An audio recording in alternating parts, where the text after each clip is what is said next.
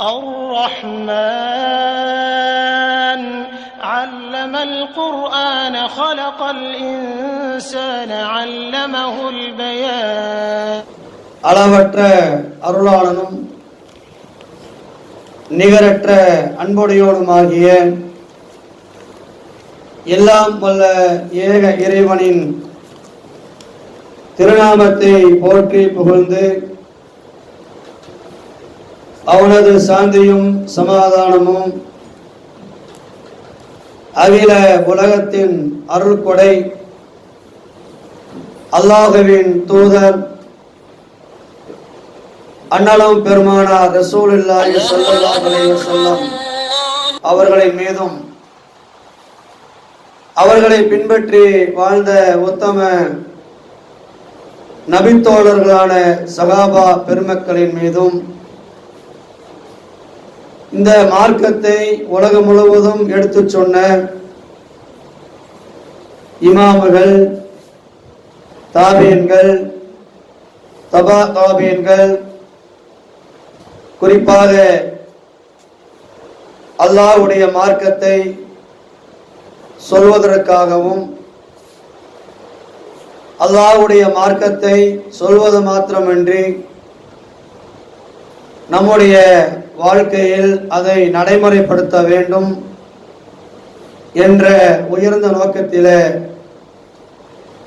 ஒன்று குழுமி அமர்ந்திருக்கக்கூடிய நம் அனைவர்களின் மீதும் அந்த ஏகவல்ல இறைவனின் சாந்தியும் சமாதானமும் என்றென்று நிலைத்து நிற்கட்டுமாக. கண்ணியத்திற்குரிய எல்லாம் உள்ள அல்லாஹ்வின் நல்லடியார்களே, அல் மாயிதா உணவு தட்டு என்கிற ஒரு நலசங்கத்தின் சார்பாக இங்கு தொடர்ந்து அல்லாஹ்வுடைய மார்க்கத்தை பல்வேறு தலைப்புகளிலே வாரந்தோறும் இங்கே நடைபெற்று கொண்டிருக்கின்றது. அதன் ஒரு பகுதியாக இன்றைய தினத்திலே உங்களுக்கு முன்னால் என்னை உரையாற்றுமாறு அழைக்கப்பட்டிருக்கின்றார்கள். இங்கு வழங்கப்பட்டிருக்கக்கூடிய தலைப்பு நன்மை தீமை என்கிற தலைப்பு இங்கே தரப்பட்டிருக்கிறது. அருமைக்குரிய அல்லாஹ்வுடைய நல்லடியார்களே, இரண்டு தலைப்புகளை ஒன்றிணைத்து கொடுத்திருக்கின்றார்கள். அந்த இரண்டு தலைப்பையும் ஒரே வரிசையிலே பேச முடியாது, அதற்கான நேரமும் இங்கே இல்லை. முதலிலே நாம் இன்றைக்கு பார்க்க இருப்பது தீமைகளை விட்டொழிக்கப்பட வேண்டும். ஒரு தீமையை விட்டொழித்து விட்டோம் என்றாலே நாம் நன்மை செய்தோம் என்று அர்த்தமாகிவிடும். தீமையை செய்யாமல் இருக்கிறதே ஒரு நன்மை தான். சில பேர் ஏங்க தொழுகைக்கு வாங்கன்னு கூப்பிட்டா சொல்லுவாங்க, நான் என்ன பாவம் செஞ்ச தொழுகைக்கு வர்றதுக்கு அப்படிம்பாங்க. தொழுகாமல் இருக்கிறதே பாவங்கிறத விளங்குறது இல்லை. அதே போன்றுதான் இது. இப்ப தீமைகளுடைய அந்த பட்டியலை, அந்த வகைகளை நாம் அறிந்து கொண்டோம் என்று சொன்னால் என்னவாகாது, நன்மை ஆட்டோமேட்டிக் நம்மகிட்ட வந்துடும். அந்த அடிப்படையில் இஸ்லாமிய மார்க்கம் நமக்கு பல்வேறு தீமைகளை அறிமுகம் செய்து, இந்த தீமைகளை எல்லாம் நீங்கள் செய்யக்கூடாது, அப்படி செய்தீர்களேயானால் அல்லாஹ்விடத்திலே அதற்கு கடுமையான பாவம் இருக்கிறது, அல்லாஹ்விடத்தில் அதற்கான தண்டனை இருக்கிறது, இந்த தீமையிலே அல்லாஹ்வுடைய கோபம் இருக்கிறது. ஆகவே அது போன்ற தவறுகளை நீங்கள் செய்யக்கூடாது, இந்த பாவத்தை செய்யக்கூடாது, இந்த தீமையை செய்யக்கூடாது என்று அல்லாஹ்வும் அல்லாஹ்வுடைய தூதரும் நமக்கு வழிகாட்டி இருக்கிறாங்க. எது பாவம், எது தவறு, எது நன்மை, இதையெல்லாம் நம்ம முடிவு பண்றது இல்லை, அல்லாஹ்வும் அல்லாஹ்வுடைய தூதரும் முடிவு பண்ணுவது. இஸ்லாமிய மார்க்கத்தை அல்லாஹ் நமக்கு தந்து அதில் அல்லாஹ் ரப்பல் ஆலமீன் நன்மை எது தீமை எது என்கிற வழிகாட்டு நமக்கு அல்லாஹ் கொடுத்திருக்கிறான். இப்ப குர்ஆன் சொல்றோம் பாருங்க, குர்ஆன் என்கிற வார்த்தையை போன்று அல் ஃபுர்கான் என்ற வார்த்தை அல்லாஹ் குர்ஆன்ல சொல்லுவான். இந்த அல் ஃபுர்கான் என்ன அர்த்தம்? நன்மை எது தீமை எது என்று அறிவிக்கின்ற ஒரு வேதம் தான் திருமறை குர்ஆன். அப்படிதான் அல்லாஹ் பேரே வச்சிருக்கிறான். இந்த குர்ஆன் என்பதற்கு என்ன பேரு? அல் ஃபுர்கான். நன்மை எது தீமை எது என்று மனிதனுக்கு விளக்குவதற்காகத்தான் அல்லாஹ் இந்த குர்ஆனை நமக்கு தந்திருக்கின்றான். நன்மை எது தீமை எது விளக்கி சொல்வதற்குத்தான் அல்லாஹ் இந்த உலகத்தில் பல லட்சம் இறை தூதர்களை இந்த உலகத்தில் அல்லாஹ் தந்திருக்கின்றான். அதனால இஸ்லாமியர்களுக்காக நமக்கு எனக்கு இது தீமைன்னு தெரியலன்னு சொல்ல முடியாது, இது நன்மையில் நமக்கு சொல்ல முடியாது. ஏன்னா நன்மை எது தீமை எது என்பதை அல்லாஹ் ரப்பல் ஆலமீன் நமக்கு சொல்லி தந்திருக்கிறான். அதனால தெரியாம செஞ்சுட்டேன் அப்படின்னு சொல்வதற்கான எந்த ஒரு சாத்திய கூறுகளையும் அல்லாஹ் வைக்கவில்லை. ஏன்னா முழுமை பெற்ற வேதம் திருக்குர்ஆன் என்பது முழுமை பெறாத வேதங்கள் அல்ல. இந்த உலகத்துல பல லட்சம் இறை தூதர்களை தந்திருக்கிறான் அல்லாஹ். அவன் வந்தது எதுக்கு தெரியல? மனிதனை நேர்வழிப்படுத்துவதற்காக அல்லாஹ் வந்திருப்பது, இறை தூதரை கொடுத்திருப்பது மனிதர்களை நேர்வழிப்படுத்த வேண்டும் என்பதற்காகத்தான் அல்லாஹ் இத்தனை லட்சம் இறை தூதர்களை இந்த உலகத்தில் அல்லாஹ் தஆலா தந்திருக்கின்றான். அவங்க போதித்ததுல என்ன? அந்தந்த காலகட்டத்தில் என்னென்ன தீமைகள் இருக்குமோ அதை எதிர்த்து போராடினார்கள். அதான் இறை தூதர்களுடைய வேலை.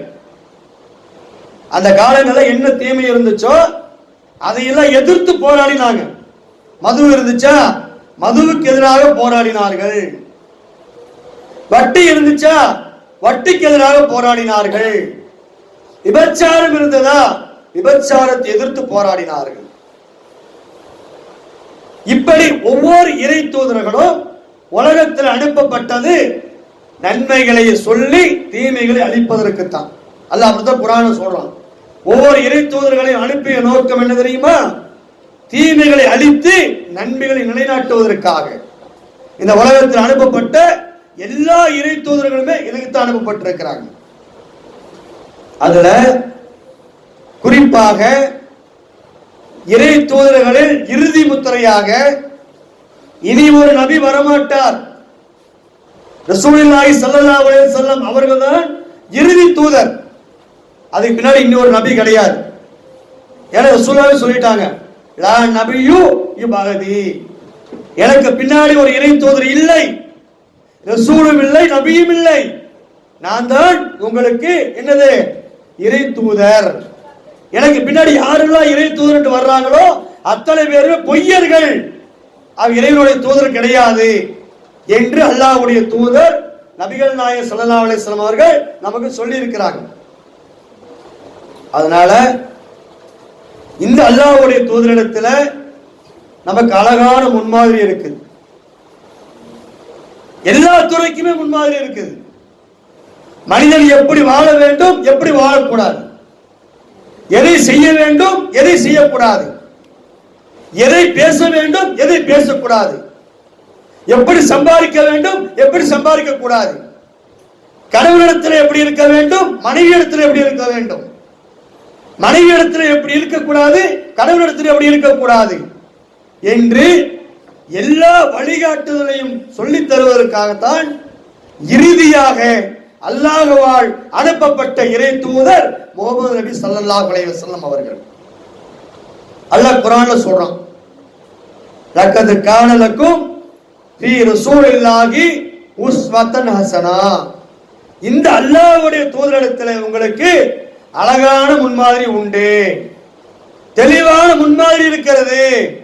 எப்படி மனிதன் வாழ வேண்டும் என்கிற ஒரு வழிகாட்டுதல் இந்த முஹம்மது நபி ஸல்லல்லாஹு அலைஹி வஸல்லம் அவரிடத்தில் இருக்கிறது என்று அல்லாஹ் ரப்பல் ஆலமீன் தன்னுடைய திருமறை குர்ஆனில சொல்லி காட்டுகின்றான். தீமைகளை பற்றி இஸ்லாம் நமக்கு பட்டியல் போடுகின்றது. எதெல்லாம் தீமைகள், அந்த தீமையை செஞ்சா என்ன தண்டனை, அந்த தீமையை செய்கிற போது என்ன ஏற்படுகிறது, எல்லாற்றையுமே அல்லாஹ்வுடைய தூதர் நபிகள் நாயகம் ஸல்லல்லாஹு அலைஹி வஸல்லம் அவர்கள் நமக்கு சொல்லி தர்றாங்க. முதலாவதாக நம்ம பார்க்க இருப்பது 7 பெரிய பாவங்கள். என்ன 7 பெரிய பாவங்களை அல்லாஹ்வுடைய தூதர் நபிகள் நாயகம் ஸல்லல்லாஹு அலைஹி வஸல்லம் அவர்கள் நமக்கு சொல்றாங்க. முதல்ல அந்த 7 பெரிய பாவங்களில் இருந்து நம்மை நாம் காப்பாற்றிக் கொள்ள வேண்டும். அத பெரிய தீமைகள். இஸ்லாம் 2 வகையில பிரிக்குதுங்க. ஒன்று பெரிய பாவங்கள், இன்னொன்று சிறிய பாவம். அது சிறிய பாவங்கள் எல்லாம் நம்ம டெய்லி செஞ்சுட்டு தான் இருக்கிறோம்.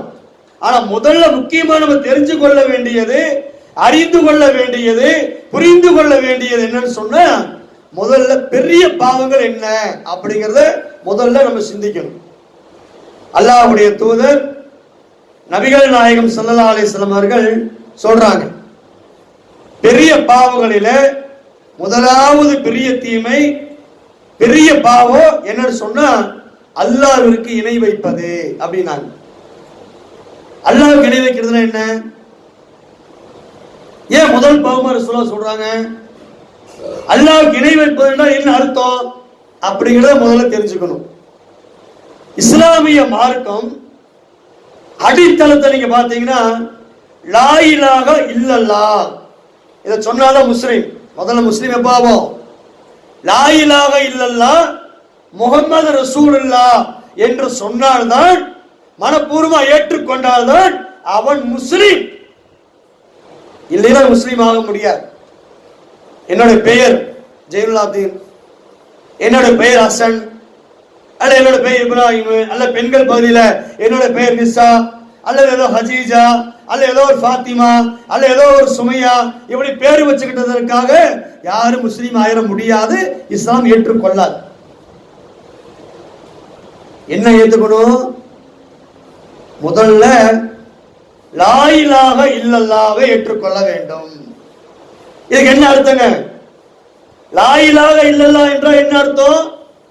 லா இலாஹ கடவுளே கிடையாது, கடவுளே கிடையாது.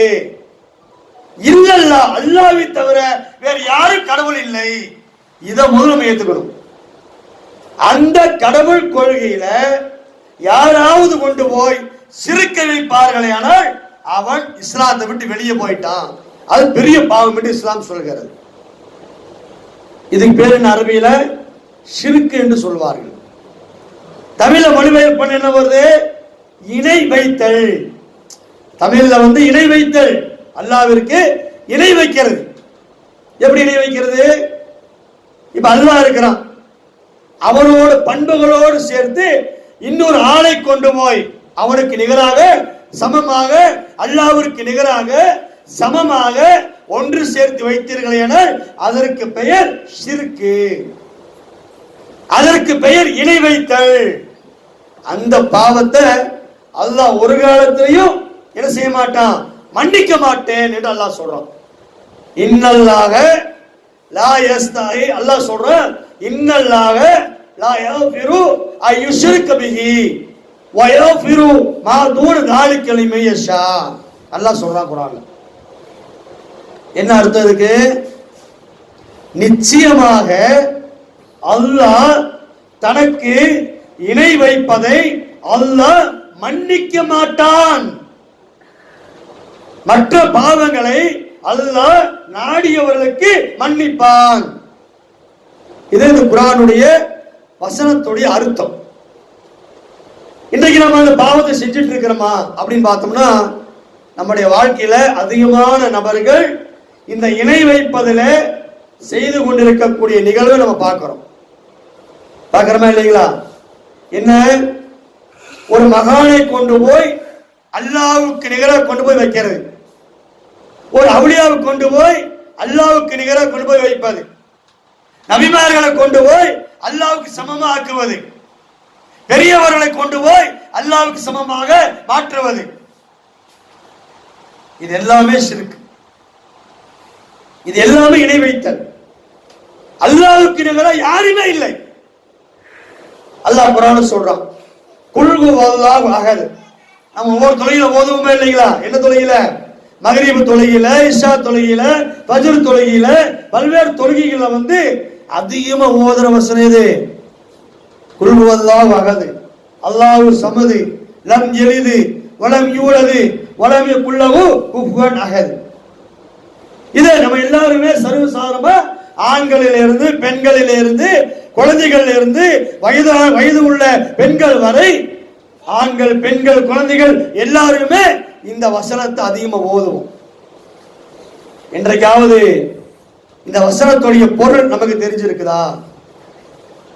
இந்த பொருள் என்ன என்று நம்ம ஆய்வு செய்திருக்கிறோமா? குல் ஹுவல்லாஹு அஹத், நபியே நீங்கள் சொல்லுங்கள்.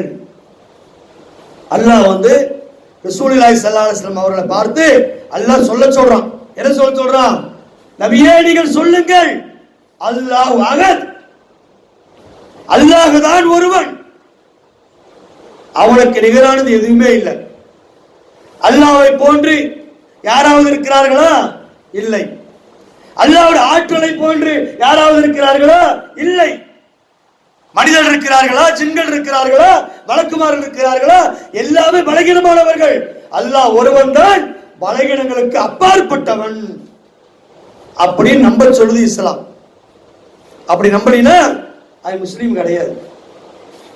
அதான் அல்லாஹ் சொல்றான், அல்லாஹு அஹத், வணக்கத்திற்குரியவன் அல்லாஹ்வை தவிர வேறு யாரும் இல்லை.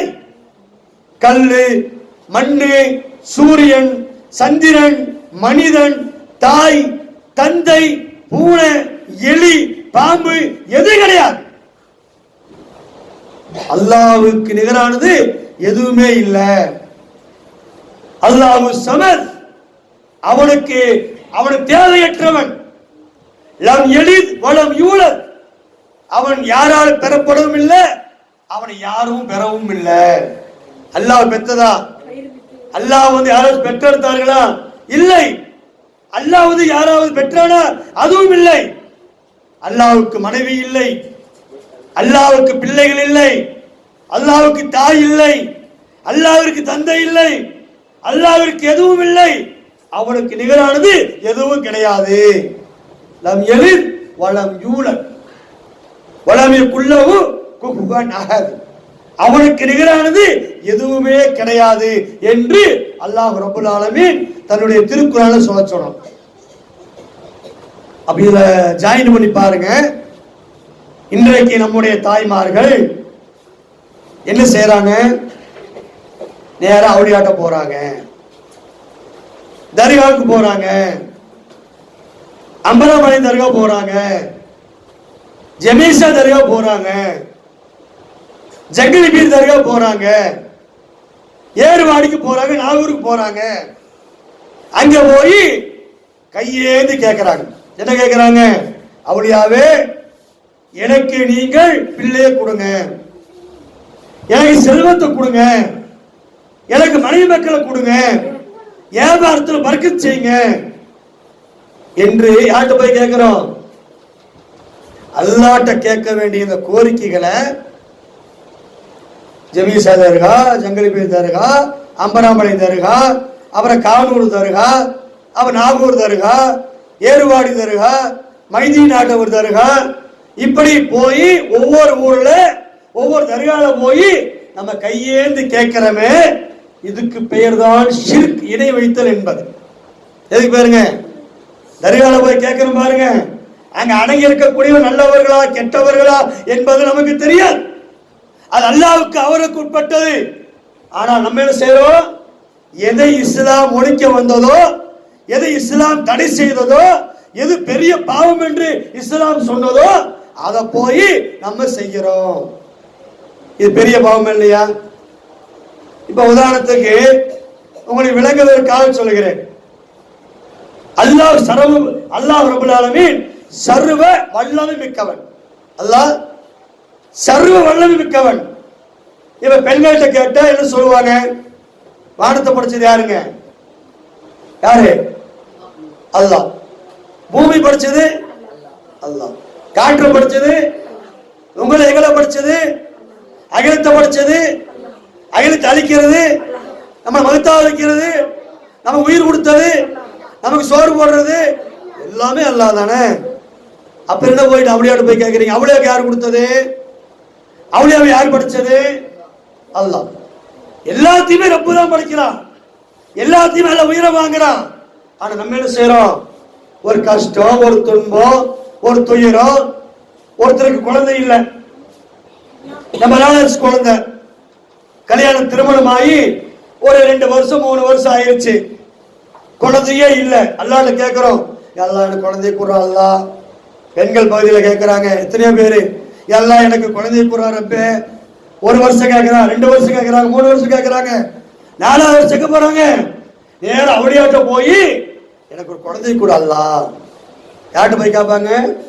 இங்கிருந்து ஏற்பாடு போவாங்க, இங்கிருந்து நாகூர் போவாங்க, எங்கேயோ இருக்கக்கூடிய இறந்து போன ஒரு மனிதன்கிட்ட போய் எனக்கு குழந்தையை கொடு, வியாபாரத்தை கொடு, வியாபாரத்தில் பறக்கத் செய்யு, எனக்கு நோய் நொடிய போக்கு, என் மேல பேய் இருக்குது, பேய போக்கு. எல்லாத்தையும் எங்க போய் கேட்கிறோம்? அவளியாட்ட போய் கேட்கிறோம்ல. எவ்வளவு பெரிய பாவம் தெரியுமா இது? எல்லா அவளியாக்கள் சொன்னார்கள், எங்கிட்ட கேட்காது அல்லாஹ்ட்ட கேளுங்கன்னு சொன்னாங்க. அல்லாஹ்வுடைய தூதர் நபிகள் நாயகம் ஸல்லல்லாஹு அலைஹி வஸல்லம் சொல்றாங்க, உங்களுடைய செருப்புடைய வாறு அந்து போனால் கூட நீங்க அல்லாஹ்ட்ட கேளுங்கன்னு சொன்னாங்க நபிகள் நாயகம் ஸல்லல்லாஹு அலைஹி வஸல்லம். செருப்போட வாறு அந்து போன வாங்க முடியுமா? வாங்க முடியாதா? வாங்க முடியுமில்ல? அதே கூட நம்ம யார்கிட்ட கேட்க சொல்றாங்க? ரசூலுல்லாஹ் அல்லாஹ்ட்ட கேளுங்கங்கறாங்க. நம்ம யார்கிட்ட கேட்டு இருக்கிறோம்? தர்கால போய் அது வெள்ளிக்கிழமை வியாழக்கிழமை ஆயிடுச்சுன்னு சொன்னா நம்ம ஆண்கள் பெண்கள் எல்லாம் படையெடுத்து போறாங்க. எங்க? தர்கால போய் அங்க போய் அவராக போய் கோரிக்கை வச்சுட்டு வர்றாங்க. அவங்க கேட்க முடியுமா? அவங்களால பார்க்க முடியுமா? அவங்களால நடக்க முடியுமா? நீங்கள் சொல்வதில் அவங்கள கேட்டு பதிலளிக்க முடியுமா? அல்லாஹ் சொல்றான், நபியே இறந்தவர்களை உம்மால் ஒருபோதும் கேட்க செய்ய முடியாது. அல்லாஹ் சொல்றான் குர்ஆன்ல. நம்ம என்ன செய்யறோம்? நேர தர்கால போய் உட்கார்ந்துட்டு அங்க போய் பார்த்தீங்கன்னா கூத்துக்கள் நடக்கிறது. அம்பராமலை போய் பாருங்க, வியாழக்கிழமை நீங்க போய், நான் சொல்றதுக்காக போயிடாதீங்க, அது பாவம். அம்பராமலையத்தில் நடக்கக்கூடிய நிகழ்வுகளிலே ஒரு சில நிகழ்வுகளை உங்களுக்கு சொல்லி காட்டுறேன். பேய் ஆடுது, பெண்கள் அந்த பாருங்க, பேயில கூட ஆண் பேய் தனியா இருக்கு, பெண் பேய் தனியா இருக்கு. பேய் ஆடுது எங்க? வாரம் வாரம் வாரம் வாரம் அந்த அம்பராம்பாளையத்துல முடியெல்லாம் விரிச்சு போட்டுட்டு அப்படியே என்ன செய்வாங்க? முடியெல்லாம் விரிச்சு போட்டுட்டு அங்க ஆடுவாங்க. கடுமையான வார்த்தைகளை சொல்லி அப்படி பேய் ஆடுறத பார்த்தீங்கன்னா, நீ மட்டும் துளுக்கா அப்படின்லாம் சொல்லுவாங்க. அப்படி முடியெல்லாம் விரிச்சு போட்டு, டேய் எனக்கு கறி மீன் கொண்டு வாடா அப்படிம்பா. அது பெண்கள் அப்படி முடியல விரிச்சு போட்டு, மேல யாருமா வந்திருக்கிறா? அந்த ஏரியாவில் ஒருத்தர் பேரை சொல்லி இவர் பேயா வந்துட்டாரு அப்படி சொல்லி அங்க பேய் ஆடுறத பாக்குறோம் இல்லையா? எவ்வளவு பெரிய அநாகரிகமான ஒரு செயல். ஒரு இஸ்லாத்துல பேய் இருக்குதா? பேய்ங்கிறது இஸ்லாத்துல கிடையாது. நம்ம என்ன செய்யறோம்? பேய் வந்துருச்சுன்னு சொல்லிட்டு அங்க வந்து கெட்ட கெட்ட வார்த்தைகள்லாம் சொல்லிட்டு அப்படி மேல ஜம்ப் பண்ணி அப்படி குதிக்கிறாங்க கீழே, அப்படி மேல இருந்து கீழே குதிக்கிறாங்க. ஐயோ இவர் மேல பேய் வந்துருச்சுங்க, அப்படியா இந்த பேயை துரத்து, அவளியா இந்த பேயை விரட்டி விடு என்று சொல்லி அவளியாட்டு போய் கேட்கிறமே. இஸ்லாத்துல பேயே கிடையாது. நபிகள் நாயகம் ஸல்லல்லாஹு அலைஹி வஸல்லம் சொல்றாங்க, ஒரு மனிதன் இறந்து விட்டால் அவனுக்கும் இந்த உலகத்திற்கும் திரை போடப்பட்டு விடுகிறது. அவன் இந்த உலகத்தில் உள்ள விஷயங்களை அவனால் பார்க்க முடியாது, இந்த உலகத்துக்கு அவனால் வர முடியாது, இந்த உலகத்தில் என்ன நடக்குது என்பதை அவளால் புரிந்து கொள்ள முடியாது என்று நபிகள் நாயகம் ஸல்லல்லாஹு அலைஹி வஸல்லம் சொல்றாங்களே.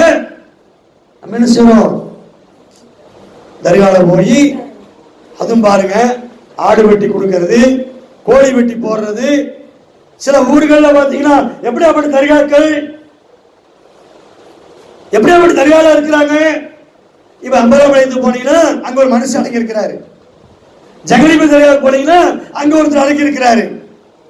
அதே மாதிரி ஜமீஷா தர்காவுக்கு போனீங்கன்னா அங்க ஒருத்தர் அடங்கி இருக்கிறாரு. சில ஊர்களுக்கு நீங்க போனீங்கன்னா அங்க மனுஷன் நடக்கல, என்ன அடங்கி வச்சிருக்காங்க தெரியுமா? இது விழாவறைய சொல்ல வேண்டியதா இருக்குனால அது விஷயம் சொல்ல வேண்டியதா இருக்கு. இப்ப பொட்டல் புதூர்னு ஒரு ஊர் இருக்குங்க. பொட்டல் புதூர் நெல்லை மாவட்டம். கடையில் வந்து நேரா போனீங்கன்னா நேர பொட்டல் புதூர்ல போய் விடுவான். அந்த ஊருக்கு நீங்க போய் பார்த்தீங்கன்னா ஏழு தர்கா ஒண்ணு வச்சிருக்கிறான். ஏழைய வச்சு அது ஏதோ ஒரு காலத்துல அங்க ஏழை இருந்திருக்குது. அந்த ஏழை என்ன பண்ணுச்சு, ஒரு நாள் செத்து போயிருச்சு, மருத்துவ போயிருச்சு. உடனே அங்க இருக்கிறவங்க என்ன பண்ணாங்க தெரியுமா? அந்த யானையை தூக்கி அடக்கம் பண்ணிட்டு, எலிபென்ட் அந்த யானையை தூக்கி அடக்கம் பண்ணிட்டு அதை பெரிய ஒரு தர்காவை ஆக்கி ஏனை தர்கா. அங்க தர்கா. யானைக்கு என்னங்க இருக்குது? நம்ம சிந்திச்சு பார்க்க வேண்டாமா? யானைக்கு அறிவு இருக்குதா? ஏழை வந்து அந்த ஏழு தர்கால போய் உட்கார்ந்துட்டு ஒரு தாய்மார் வந்து அழுது துவா கேட்டிருக்காங்க. யார்கிட்ட? யானைகிட்ட. யானை ஒளியா, யானை ஒளியா, எனக்கு ஒரு பிள்ளை கூட அவளியா, எனக்கு ஒரு குழந்தை கூட அவளியா என்று யாரு கேட்கிறா? நம்ம பெற்றெடுத்த தாய்மார்கள் அங்க ஓய் உட்கார்ந்துக்கிட்டு யானை அவளியாட்ட பிள்ளை கேட்குது. நான் ஒரே ஒரு கேள்வி கேட்கிறேன். அந்த யானை அவளியாக்கு உண்மையிலே ஒரு சக்தி இருந்து உனக்கு ஒரு யானை மாதிரி பிள்ளை கொடுத்தா நீங்க வாங்கிக்குவீங்களா? 3 கிலோ இருந்தா குழந்தை பெக்க முடியாதுங்கிற டாக்டர். வகுத்து அடுத்துதான் எடுக்கணுங்கிறான். ஒரு யானை குட்டி மாதிரி ஒரு குழந்தைய கொடுங்க வச்சுக்கோங்க. ஆஹா, என்ன அழகான ஒரு யானை குட்டி நான் பெற்றிருக்கிறேன் அது சொல்ல ஒத்துக்குவீங்களா? ஒத்துக்க மாட்டேன். ஏன்? இல்ல கருமம் முடிச்சது இவ்வளவு வருஷம் வந்திருக்குது சொல்லுவோமே இல்லையா? அப்ப ஏழு தர்கால போய் கேட்கறாங்க, என்னது யானை ஒளியா, எனக்கு ஒரு யானை குட்டி கொடு. சரிப்பா, யானை குட்டி அப்படி துப்சங்காயோட ஆட்டிக்கிட்டு வருது. ஆஹா, என்னோட குழந்தையை பார்த்தீர்களா? எப்படியாப்பட்ட அழகான குழந்தை, அப்படி பாராட்டி சீராட்டி வளர்த்துகிறேன் என்று சொன்ன இந்த ஏரியால மூலம் ஒரு வீடு கிடைக்குமா? ஏழை வீடு தருவானா? என்ன யானை குட்டி பத்தி வச்சிருக்கிறான், எப்பதான் கொடுக்க முடியாப்பான இல்லையா? ஒரு சின்ன உதாரணத்துக்காக சொல்றேன்.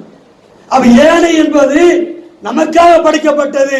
அது வாய் பேசாது, சிந்திக்க தெரியாது, அது திங்கிறதுக்கு மட்டும்தான் தெரியும், தண்ணீரை மொடமொடமா குடிக்கும். இதுதான் அதுக்கு தெரிஞ்சது. அது என்னமோ சுத்திட்டு இருந்த யானையை தூக்கி அடக்கம் பண்ணிட்டு ஏழை குட்டி இறந்து விட்டது. இஸ்லாமிய முறைப்படி குளிப்பாட்டி நல்லடக்கம் செய்யப்பட்டது.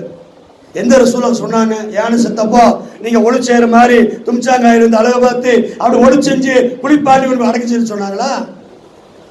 இல்ல. மார்க்கத்தில் இல்லாத ஒன்றை இன்றைக்கு இந்த சமூகத்தில் அவுலியா என்கிற பெயரில் செய்து கொண்டிருக்கிறார்கள். சரி, இது கூட யானை விட்டு தொலைங்க, போய் தொலைன்னு விட்டுறலாம். சில ஊர்ல என்ன தெரியுமா இருக்குது? தஞ்சாவூர். தஞ்சாவூருக்கு நீங்க போனீங்கன்னு வச்சுங்களேன், தஞ்சாவூர்ல தர்கா இருக்குதுங்க. அங்க என்ன தர்கா தெரியுமா? அங்க வந்து பாம்பு புத்து, பாம்பு தர்கா. அங்க என்ன தர்கா இருக்குது? பாம்பு தர்கா. அப்புறம் போய் கேட்டோம், ஏப்பா பாம்பை வச்சு வணங்கிட்டு இருக்கிறீங்களே, பாம்புட்டு போய் துவா கேட்கறீங்களே, பாம்புட்டு போய் நீங்க அல்லாஹ்ட்ட கேட்க வேண்டிய துவாவை பாம்புட்டு போய் கேட்கறீங்களே, அந்த பாம்பு உங்க வீட்டுக்குள்ள வந்தா நீ ஒத்துக்குவியா? ஒரு பாம்பு வருதுங்க, உங்க வீட்டுக்குள்ள வந்துருச்சு பெரிய பாம்பு, நாக பாம்பு, அப்படி கரு கரு கருன்னு அப்படி படம் எடுத்து அப்படியே படம்னு சொன்னா இப்படி புஷு புஷுன்னு வரும்ல, அந்த படம் எடுத்துட்டு வருது. உடனே நம்ம பெண்கள் போயிட்டு அஸ்ஸலாமு அலைக்கும் பாவா, வாங்க பாவா, நல்லா இருக்கிறீங்களா, எப்ப வந்தீங்க, உங்களை தான் எதிர்பார்த்துட்டு இருந்தேன், வாங்க பாவா எனக்கு ஒரு புள்ள குட்டி கொடுங்க பாவா அப்படின்னு கேட்ட நீ கேட்பீங்களா? முதல்ல என்ன செய்வோம்? துண்டைக்கான துணியக்கான வீட்டை விட்டு ஓடிடுவோம். என்ன வேப்ப ஓடுன, உள்ள பாம்புங்க, இங்க வந்து அடிக்கிற, அங்க ஓட போய் கும்பிடுறிய பாம்புதல். நான் மிகைப்படுத்தி சொல்லல. தஞ்சாவூர்ல இன்னும் அந்த பாம்பு புற்றுகளை வைத்து அங்கே வணங்கி கொண்டிருக்கிறார்கள். அந்த பாம்பு புற்றுக்கு என்ன கொண்டு போய் காலிக்கு சேர்த்துறா தெரியுமா? முட்டை, பால். முட்டை திங்கும் பாம்பு, வந்து முட்டை திங்கும், பாலை குடிக்குமா? சயின்டிபிக்ல பாலை குடிச்சா பாம்பு செத்து போயிடும். பாம்பு வந்து பாலை குடிச்சா பாம்பு செத்து போயிடும். இது சயின்டிபிக். அந்த பாம்பு நம்மளை கடிச்சா நம்ம செத்துருவோம். ஓடுற பாம்பு பிடிச்சி நம்ம கடிச்சு வச்சுங்க பாம்பு செத்து போயிடும். பாம்புக்கு நம்ம விஷம், நம்மளோட எச்சி பாம்புக்கு விஷம், பாம்போட எச்சி நமக்கு விஷம். ஒண்ணு இல்லைங்க, ஓடுற பாம்பு பிடிச்சி நறுக்கணும் கடி கடிச்சு தூக்கி போட்டுருங்க, கொஞ்ச நேரத்தில் செத்து போயிடும். நம்ம சாக மாட்டோம், கொத்த நாள் சாவோம். பாம்பை ஓடுற பாம்பு பிடிச்சி நறுக்கணும் கடி கடிச்சிட்டு தூக்கி போடி வச்சுங்க, 10 நிமிஷம் துணிதாரத்துக்கு செத்து போயிடும். அந்த பாம்பு நம்மளை கடிச்சா நம்ம செத்து போயிடும், மொத்தா போயிடுவோம். இந்த பாம்பை தர்காவை வச்சு வணங்கிட்டு இருக்கிறான். அவன் கேட்டேன், ஏப்பா இந்த தர்காவை வச்சு வணங்கிட்டு இருக்கிறீங்க, இது பாம்பு தர்கா தானே, இதை போய் நீ வணங்குறீங்களே, இது வணங்கலாமா அப்படின்னு கேட்டான். அதுக்கு ஒரு கதை சொல்றான். என்ன கதை தெரியுமாங்க? மூசா அலைஹிஸ்ஸலாம் இருந்தாங்கல்ல, மூசா நபி. இந்த மூசா அலைஹிஸ்ஸலாம் எகிப்திய மக்களுக்கு இறை தூதரா போறாங்க. அங்க கொடியவன் யார் இருந்தா? ஃபிரௌன். ஃபிரௌன் என்ற கொடியவன் இருந்தா. அந்த கொடியவனை எதிர்த்து நபி மூசா அலைஹிஸ்ஸலாம் அவர்கள் லா இலாஹ இல்லல்லாஹ் என்கிற கொள்கையை சொல்றாங்க. அங்க கடுமையான எதிர்ப்பு. யாருக்கு? மூசா நபி கடுமையான எதிர்ப்பு. அப்போ கையில ஒரு தடி வச்சிருந்தாங்க மூசா அலைஹிஸ்ஸலாம். குர்ஆன்ல இருக்குதெல்லாம். கையில ஒரு தடி வச்சிருந்தாங்க. ஃபிரௌன் போய் பிரச்சாரம் பண்ண போறாங்க. அப்ப ஃபிரௌன் கேட்கிறான், மூசாவே நீ எதற்காக தடி வைத்திருக்கிறாய்?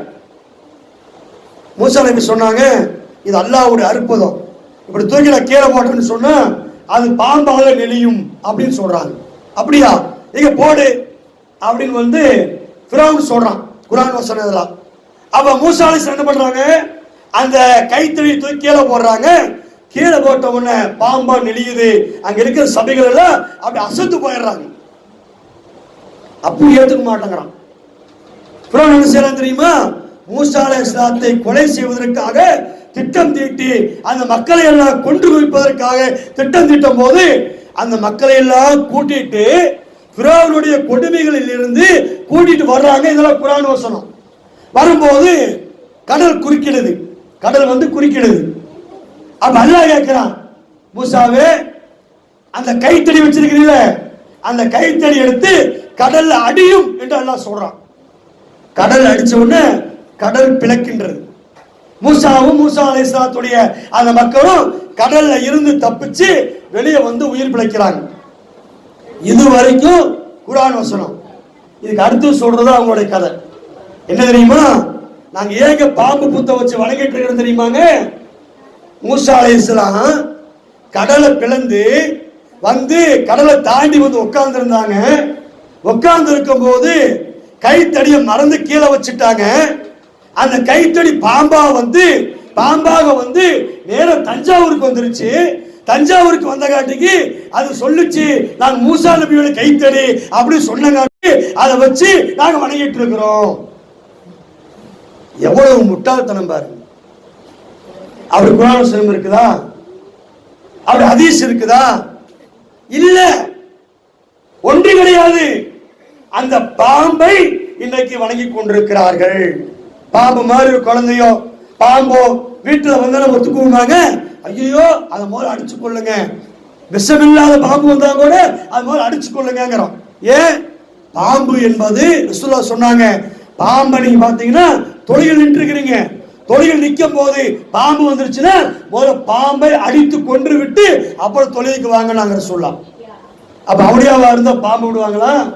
அப்படியா வந்துட்டாருப்பா, அவருக்கு பாலை கொடு, அவருக்கு கோழியை கொடு, அவருக்கு முட்டை கொடு, அவருக்கு சாப்பாடு கொடு, பிரியாணி கொடு, அவர் மேல ஒரு பெட்டு விரிச்சு கொடு, மேல போய் தூங்கட்டும் சொல்லுமா? நம்ம இல்ல. அப்ப இஸ்லாமிய சமூகத்தில் இருக்கக்கூடிய நம்மில் பெண்கள் ஆண்கள் எல்லாரும் இன்னைக்கு தர்காங்கிற பெயரில் வழிகேட்டில் போய் கொண்டிருக்கிறார்கள். நான் ஒன்னே ஒண்ணு கேட்கிறேன். இங்க இருக்கக்கூடிய ஜமீசா தர்கா இருக்குது, அங்க இருக்கக்கூடிய சங்கிலிபி தர்கா இருக்குது. இவங்கள யாருன்னு நமக்கு தெரியுமா? ஒரே ஒரு கேள்விதான் கேட்கிறேன். அங்க அடக்கம் இருக்கிறவங்க நீ பாத்தீங்களா? அவங்க முஸ்லீமா? அவங்க தொழுதவங்களா? குர்ஆனை ஓதுனாங்களா? அல்லாஹ்வை பயந்தாங்களா? அல்லாஹ்வின் அடிப்படையில் வாழ்ந்தாங்களா? எதுவுமே தெரியாது. எதுவுமே நமக்கு தெரியாது. அங்க போனீங்கன்னா அவரு யாரு அங்க சங்கலிபிதர்கள் அடங்கி இருக்கிறாரு. அருமைக்குரிய தாய்மார்களே, சகோதரர்களே, இன்னொரு வரலாற்று உங்களுக்கு சொல்லித்தரேன். ஒரு ஊர்ல பீடி மஸ்தான் தர்கான்னு ஒண்ணு இருக்குது. இங்க கேளுங்க, கொஞ்சம் பேசாம இருங்க, கொஞ்ச நேரம் சகோதரர்களே கொஞ்சம் பேசாம இருங்க. ஒரு ஊர்ல பீடி மஸ்தான் தர்கா என்று ஒண்ணு இருக்கிறது. அந்த பீடி மஸ்தான் தர்கா என்ன தெரியுமா? அங்க ஒருத்தர் இந்த பரட்ட தலையோடு அப்படி தலை சீவாம, குளிக்காம, செருப்படியாம, பல்லு விளக்காம, தொழுகாம, மதுபானத்துக்கு அடிமையாகி அப்படி தலை விரித்து கோலமாக ஒருத்தர் வந்து அங்க கிடந்திருக்கார். அவரு மருத்துவ போன உடனே அவரை தூக்கி அடக்கம் பண்ணிட்டு தர்காவுக்கு பேர் என்ன தெரியுமா? பீடி மஸ்தான் தர்கா. பீடி குடிக்கலாமாங்க? குடிக்கலாமா? குடிக்கல. பெண்கள் பாதியில கேட்கிறேன், உங்க வீட்டுக்காரு நல்ல தம் அடிச்சுட்டு வீட்டுக்குள்ள வர்றாரு, வாங்க நல்ல தம்மல் அடிக்கிறீங்களாட்டு அப்படி நம்ம கூப்பிடுவோம். அறிவில்லை உனக்கு, உடம்பு கெடுதல் இல்லையாது, இப்படி பீடியில குடிக்கலாமா, உடம்பை ஏன் கெடுத்துக்கிற, புற்றுநோய் வந்துருமே, இதெல்லாம் செய்யலாமா என்று சொல்லி கட்டிய கணவனை திட்டுவோமா இல்லையா? ஆனா அங்க என்ன தெரியுமா நடக்குது? பீடி மஸ்தான் தர்காங்கிற பெயரில் அங்க பாருங்க ஒரு கூத்து. அவர் காணிக்கு என்ன செய்யுதுன்னு நினைக்கிறீங்க? காணிக்கு செலுத்தணும்ல. இங்க தர்காவுக்கு போகும்போது கல்ல, தேங்காய், அப்புறம் சர்க்கரை, ஊதுபத்தி, 2-3 கற்பூரம் எல்லாத்தையும் வாங்கிட்டு கொஞ்சம் பூ வாங்கிட்டு இங்க தர்காவுக்கு போறீங்க. அங்க என்ன தெரியுமா? பக்கத்துல வந்து பீடி கடை வச்சிருக்கிறோம். மல்லிச்சேரி பீடிகள், ராமர் பீடி, அப்புறம் என்ன பீடி, கணேஷ் பீடி, அப்புறம் சையது பீடி, எல்லா பீடி கடையும் வச்சிருக்கிறான். ஒரே கடை தான் இருக்கு, அவனுக்கு மட்டும் தான் பர்மிஷன். ஏன்னா அவன் தான் அடக்கம் பண்ணிருக்கிறாங்க. அந்த கடையில பீடி கட்டு வச்சிருக்காங்க, நிறைய பீடி கட்டு. எங்க அவளியாக்கு என்னங்க காணிக்கு செலுத்தணும்? இங்க இருக்க பீடி கட்டுலாம் வாங்கி அந்த உண்டியில போட்டு அவன் வந்து ஒரு 1000 ரூபாய்க்கு வாங்கி உண்டியில போட்டுருவான். நைட் என்ன வேலை இருக்கு? உண்டியில் இருக்கிற பீடியை பூரா மீனத்துக்கு அடக்கி வச்சிருவாரு. காலையில வருவாங்க மக்கள்லாம், பாபாட்ட, பாபா எனக்கு பிள்ளை கொடு பாபா, எனக்கு நல்ல மனைவி கொடு பாபா, நல்ல வருமானத்தை கொடு பாபா, எல்லாம் பாபாட்ட துவா பண்ணிட்டு கடைசியில பாத்தீங்கன்னா காணிக்கை செலுத்திட்டு அவனை போய் பீடி கட்டை வாங்குவாங்க. பீடி கட்டை வாங்கி மீண்டும் உண்டியில போட்டு போவான். நைட் என்ன செய்வாங்க? மீண்டும் எடுத்து அடக்கி வச்சிருவான். வாங்கின பீடி இன்னைக்கு வரை வச்சு பெரிய கோடீஸ்வரன் ஆயிட்டான். அந்த பீடி வித்தவன் பாபாட்ட போன போய் பிச்சைக்காரன் ஆயிட்டான். இப்ப யார் அவளியா? இது இஸ்லாத்துல கூடுமா? நீங்களாம் மும்பைக்கு போயிருந்தீங்கன்னா தெரியும். மும்பை பம்பாய் இருக்குதுல்ல, பம்பாயில ஒரு தர்கா இருக்குது. பம்பாயில என்ன தர்கா தெரியுமா? அந்த பாபாவுக்கு பேரு சாயா பாபா. சாயா, சாயா சாப்பிட்டு இருக்கிறீங்களா? இது நம்ம தமிழ்ல சொன்ன தேநீர். சாயாங்கிற வார்த்தை வந்து இந்தி வார்த்தை. அப்ப சாயா பாபான்னு வச்சிருக்கிறான். அவர் எப்ப வந்து சாயா குடிச்சுக்கிட்டே இருப்பாராம். சாயா தான் அவருக்கு விருப்பமானது. அவர் ஒரு நாள் மருத்துவ போயிட்டாரு, அவர் தூக்கி அடக்கம் பண்ணிட்டு சாயா பாபா என்ன பாவ என்ன ஊத்தணும், அவருக்கு ஒரு கப்பு வாங்கி சாயா ஊத்துங்க. இதெல்லாம் எவ்வளவு ஒரு அநியாயம் பாருங்க. அல்லாட்ட கேட்க வேண்டிய கோரிக்கைகளை அல்லாட்ட வேண்டி கையேந்த வேண்டிய அத்துவாவு உவல் இபாதா. ரசூலுல்லாஹ் சொன்னாங்க, துவாக்கள் என்பது ஒரு வணக்கம், அது அல்லாட்ட தான் கேட்கணும். நீங்க நம்ம யார்கிட்ட போய் கேட்கிறோம்? தர்கால. இப்ப அதெல்லாம் மீறி போய் என்ன பண்ணாங்க தெரியுமா? ஒரு வீட்டுக்கு முன்னாடி நான் இப்ப வந்து இந்த பாபநாசம் போயிருந்தேன். போன வாரம் செவ்வாய்க்கிழமை இங்க பயானுக்கு போட்டிருந்தாங்க. என்னால வர முடியல, அங்க பிரச்சாரத்துக்கு போனால அங்க வர முடியாத ஒரு சூழ்நிலை ஏற்பட்டுருச்சு. அங்க ஒரு ஏரியாவுக்கு போயிட்டு இருக்கிறோம். ஒரு பச்சை கலர்ல ஒரு கம்பம், கம்பத்துக்கு மேல துணியை சுத்தி ஒரு சந்தனமா இருக்குது. என்னங்க இது அப்படின்னா, இதாங்க கொடிபாவா, இது கொடிபாவாவா. அந்த இரும்பு கம்பிய போய் வணங்கிட்டு இருக்கிறான். நான் கேட்கிறேன், கண்டதெல்லாம் கடவுள் என்று வணங்கக்கூடிய அவர்களுக்கும் எதை பார்த்தால் வணங்கக்கூடிய உங்களுக்கும் அது என்ன வித்தியாசம்? இதைத்தான் இஸ்லாம் சொல்லு சார். இதான் இஸ்லாம் நமக்கு வலியுறுத்துதா? வணக்கத்திற்குரியவன் அல்லாஹ்வை தவிர வேறு யாரும் இல்லை என்று சொல்ற மார்க்கத்தில் இருந்து கொண்டு நம்ம அவளியாட்ட போறோம், மகான்கிற பேர்ல போறோம், அவட்டு போய் துவா கேட்கிறோம், இவட்டு போய் துவா கேட்கிறோமே, இது இஸ்லாம் ஏத்துக்குமா? ஏத்துக்காது. இஸ்லாம் பாவம் என்று சொல்லுது. அல்லாஹ்வுக்காகத்தான் நீங்கள் பலியிட வேண்டும், அல்லாஹ்வுக்காகத்தான் நேர்ச்சி செய்ய வேண்டும். நீ நேர்ச்சிக்கு யார் செய்யறோம்? நேர்ச்சி யாருக்காக செய்யறோம்? அப்படி பாபாக்காக நேர்ச்சி பண்றோம். 30 ரூபா வைக்கிறேன் பாவா, 20 ரூபா வைக்கிறேன் பாவா. சில பேரு அச்சுக்கு போயிட்டு வரும்போது நேரம் அஜ்மீர் தர்கால போய் ஒரு அச்சு பண்ணிட்டு வராங்களாம். எப்ப தங்கம் சும்மா 2 கட்சி பண்ணணுங்க அப்படிங்கிறான் ஒரு ஆளு. 2 கட்சி பண்ணீங்களா? ஒரு அச்சுக்கு தாங்க போயிட்டு இல்லைங்க, நான் இறங்கி அப்படியே இறங்கி மும்பையில இறங்கி அப்படி நேரா போய் அஜ்மீர்ல ஒரு அச்சு பண்ணிட்டு வர்றேன். அல்லாஹ்வை வணங்கிட்டு நன்மையை சம்பாரிச்சுட்டு நேரா தர்காங்கிற பேரை கொண்டு வந்து விட்டுட்டு போயிடுறான். இது இஸ்லாத்துல மிக பெருங்குண்ட பாவம். இந்த பாவத்திலிருந்து நம்மை நாம் தற்காத்துக் கொள்ள வேண்டும். அடுத்ததாக ரசூலுல்லாஹ் சொல்றாங்க என்னன்னு சொன்னா, இணை வைக்கிறது. அடுத்தது பெற்றோர்களை துன்பம் செய்வது இஸ்லாம் சொல்லுது பெரிய பாவம். பெற்றோர்கள் பாருங்க, பெற்றோர்கள் யாரு? நம்மை பெற்றெடுத்த தாய்மார்கள், நம்மை பெற்றெடுத்த தந்தைமார்கள். இவர்களை கொடுமைப்படுத்துவது என்பது இஸ்லாத்தில் 2வது பாவம். பெரிய பாவங்கள்ல இஸ்லாத்தில் 2வது பாவம் எது? பெற்றவர்களை கொடுமைப்படுத்துவது. இன்னைக்கு நம்ம பார்க்கிறோம் என்ன, கொஞ்சம் வயசாயிருச்சுன்னா தனி பாய், நிறைய வீடுகளை பார்க்கிறோம். தனி பாய், தனி தலகாணி, தனி தட்டு, தனி பீங்கா, தனி கிளாஸ், தனியா ஒரு இடத்துல மூலையில அந்த அம்மா அந்த தந்தை அப்படியே இரும்பிட்டு படுத்து கிடக்கிறார். ஒருத்தர் திட்டுறாரு பாருங்க, கண்ணார பார்த்த செய்தி. தாயை பார்த்து தந்தையை பார்த்து பெத்தெடுத்த அந்த பிள்ளை சொல்லுகிறார் என்ன தெரியுமா? சி, தொலைந்து போக வேண்டியதானே, இவ்வளவு வயது வரை உன்னை இருக்க சொன்னது யாரு? எவ்வளவு பெரிய பாவம். அல்லாஹ் சொல்றான், என்ன சொல்றான்? உங்கள் பெற்றெடுத்த தாயை தந்தையை சீ என்று கூட சொல்லாதீர்கள். சீ என்ற வார்த்தை கூட சொல்லக்கூடாது. ஆனா நம்ம என்ன பண்றோம்? நம்ம அம்மா கூப்பிட்டு தங்கவாய் வாடா, கொஞ்சம் ரேஷன் கடைக்கு போயிட்டு வாடான்னு சொல்ல என்ன சொல்லுவோம்? என்ன சொல்லுவோம்?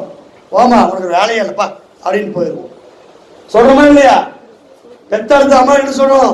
டே தங்கவாய் கடையில போய் வாங்கிட்டு வாடா, பாய் அவனுக்கு வேற வேலையே இல்லப்பா அப்படிமா. அதே மாதிரி பெத்தவங்க என்ன தெரியுமா செய்யறாங்க? குழந்தைகிட்ட மகனை வாடா அப்படிமா. என்னத்தா அப்படி வருவார் பையன், இந்த 5 ரூபா இருக்கு 10 ரூபா இருக்கு. ஏற போய் அந்த கடையில அந்த மதுரைக்கார கடை வச்சிருக்காருல்ல, அங்க போய் நல்ல ஒரு பீடி அல்லது சிகரெட் வாங்கிட்டு போவாரு, இல்லைன்னா பான் பராக் வாங்கிட்டு போவாரு, இல்ல ஹான்ஸ் வாங்கிட்டு போவாரு. யாரு? பிள்ளைகள்கிட்ட காசை கொடுத்து பணத்தை கொடுத்து நேர போய் வாங்கிட்டு வருவார் பீடி. வாங்கிட்டு வந்த உடனே அத்தா வாயில பொருத்தி வச்சுக்கிட்டு மூக்குல வாயில காதுக்குள்ள எல்லா பக்கம் போக வரும். ரயில் பெட்டியில இருந்து வர்ற மாதிரி புசு புசு புசுன்னு அப்படி வரும். என்னடானா பாத்துருக்கீங்களா? எப்படி அப்படி ஊச்சிட்டு அப்படியே வெளியே விடுவாரு. அப்படி மூக்குல இருந்து புகை வரும், ரயில புகை வர்ற மாதிரி, காதுல புகை வரும். அத்தா அவர் எவ்வளவு அழகா புகை விடுறாரு. ஒரு நாள் வாங்கிட்டு வருவான், 2 நாள் வாங்கிட்டு வருவான். எங்க அத்தா மூக்குல புகை விடுறாரு, நம்ம நாளைக்கு விட்டு பார்த்தா என்ன வருமா இல்லையா? பையனுக்கு பையனை கெடுக்கிறது யாரு? நம்ம அத்தா, நம்முடைய அம்மா, நம்முடைய பெற்றவர்கள். என்ன செய்யறோம்? பெத்த குழந்தை போய் சொல்லலாமா? ஒரு நாள் பாக்குறான், அந்த அத்தாவோட ரோட்ல வந்துட்டு இருக்காரு, மதுரைக்கார் பள்ளியாசம் வழியில வந்துட்டு இருக்கும் போது இப்படி சிகரெட் கையில பிடிச்சு பின்னாடி நிறுத்திக்கிட்டான். முதல் நாள் ஐயோ மொத்தம் பண்ணிட்டாரப்பா, நான் சிகரெட்லாம் குடிக்க முடியாது, அவன் செய்ய மாட்டேன், ஆண் பிறகு போட மாட்டேன் அப்படின்னு பின்னாடி வச்சுக்கிறாரு. முதல் நாள், 2வது நாள், 3வது நாள் அவங்க அத்தா வந்துட்டு இருப்பாரு. அப்படி விடு, எம் முன்னாடியே சிகரெட் குடிக்கிறியாடா, எம் முன்னாடி பீடி குடிக்கிறியாடா கேட்ட, நீ மட்டும் எம் முன்னாடி குடிக்கிறீல, நான் குடிச்ச உனக்கு என்ன? அப்ப பெற்றவர்கள் பிள்ளைக்கு முன்னாடி அதெல்லாம் செஞ்சு காட்டக்கூடாது. சில பேரோட வாயை நீங்க பாத்தீங்க வச்சுக்கோங்க, பான்பராக் போடுற வாயை எப்படி இருக்கும்? 4 மாசம் கக்கூச கழுவாம இருந்தா எப்படி இருக்கும்?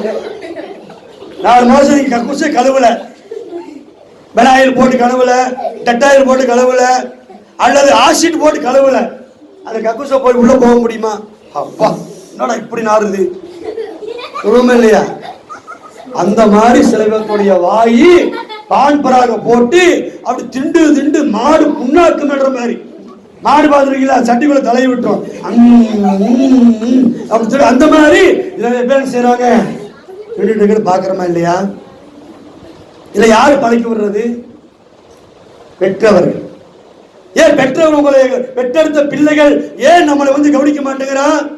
எத்தனை பேர் உட்கடத்துல போய் பாருங்க, மேல ஜாக்கெட் இல்ல, வயசான ஒரு அம்மா, முடிக்கு என்ன போடல, பரட்டையா இருக்குது, நடக்கிறதுக்கு சப்பல் இல்ல, கடுமையான வெயில்.